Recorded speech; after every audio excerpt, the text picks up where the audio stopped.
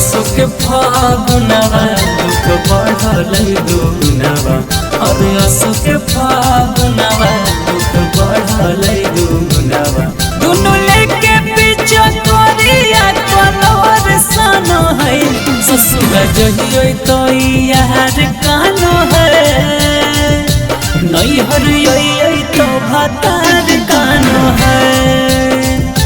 ससुर जहियो तो यार कानो है। नैहर यही तो भतार कानो है। अरे सुख फागुनवा दुख बढ़ल दुगुनवा। अरे सुख फागुनवा दुख बढ़ल दुगुनवा। दुनु लेके पीछे कोरिया कलवर सानो है। ससुर जहियो तो यार कानो है। नैहर यही तो भतार कानो है। ससुर जहियो तो यार कानो है। नैहर यही तो भतार कानो है। ससुर जहियो तो यार कानो है। नैहर यही तो भतार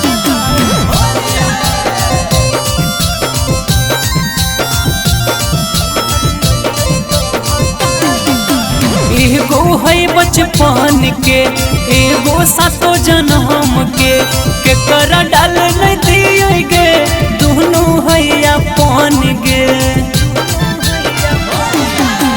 एगो है बचपन के एगो सातो जन्म के केकरा डाल नहीं दिए गे।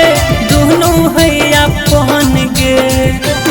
सखी हो है बेचनवा केकर कर दिए मनवा। सखी हो है बेचनवा केकर कर दिए मनवा। बड़ी मानो है भतार उतने यार मानो है। ससुर जहियो तो यार कानो है। नैहर यही तो भतार कानो है। ससुर जहियो तो यार कानो है। नैहर यही तो भतार कानो है। ससुर जहियो तो यार कानो है। नैहर यही तो भतार कानो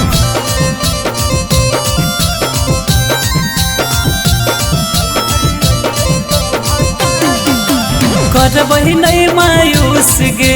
दोनों के करबई खुश गे। आज पर भाकर से रंग लगबई पी के देसी जूस गे। करबई नहीं मायूस गे। दोनों के करबई खुश गे। उपिंदर पवन से रंग लगबई पी के देसी जूस गे। दुनु कही मोर पारान के कर दिए अनजान। दुनु कही मोर पारान के कर दिए अनजान। और मिले खातिर रोज उदे बाहर फानो है। ससुर जहियो तो यार कानो है। नैहर यही तो भतार कानो है। ससुर जहियो तो यार कानो है।